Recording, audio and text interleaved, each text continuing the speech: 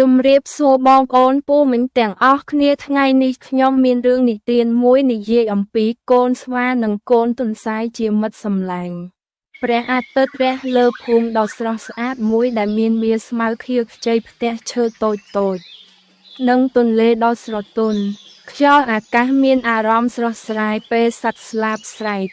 នៅខាងក្នុងរូងតូចមួយដ៏កក់ក្ដៅទន្សាយភ្ញាក់ឡើងហើយលាតសន្ធឹងយំយ៉ាងសប្បាយរីករាយផ្ទះរបស់គាត់មានភាពកក់ក្ដៅ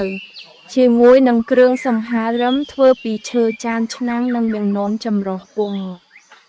សត្វស្វាភ្ញាក់ពីដំណេកនៅក្នុងផ្ទះឈើរបស់គាត់ដោយព្យួរផ្អៀងចុះពីលើដើមទំពាំងបាយជូរមុននឹងឡើងលើកម្រាលឈើផ្ទះរបស់គាត់ត្រូវបានតុបតែងលម្អដោយចេកភ្ជួរនិងវាំងននស្លឹកទន្សាយនិងស្វាអង្គុយក្បែរតុឈើនៅខាងក្រៅរីករាយនឹងអាហារពេលព្រឹកដ៏សាមញ្ញនៃផ្លែឈើនំបន់និងតែជជែកគ្នាយ៉ាងសប្បាយរីករាយ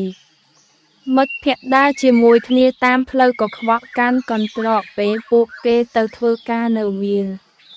ទន្សាយដាំការ៉ុតខណៈស្វាជួយស្រោចទឹកដំណាំទាំងធ្វើការយ៉ាងលំបាកនៅក្រោមខ្យល់អាកាសចាប់ផ្លែឈើពួកគេសើចសប្បាយពេលសម្រាកលំហែកាយបន្ទាប់ពីធ្វើការពួកគេសម្រាកនៅក្រោមដើមឈើដ៏ធំសម្បើមរីករាយនឹងលប់នឹងខ្យល់អាកាស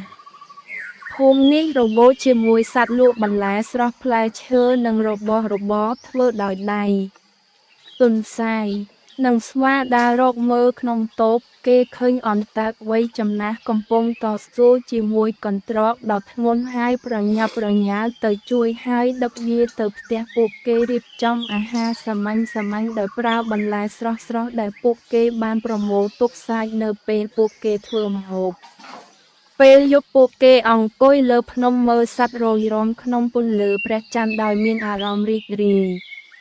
ពួកគេដើរទៅផ្ទះរីករាយនឹងការងាររបស់ម៉ូនឃីនិងរាត្រីសួស្តីដោយសន្តិវិធីសុបិននៃថ្ងៃដ៏អស្ចារ្យមួយទៀតនៅខាងមុខភូមិដា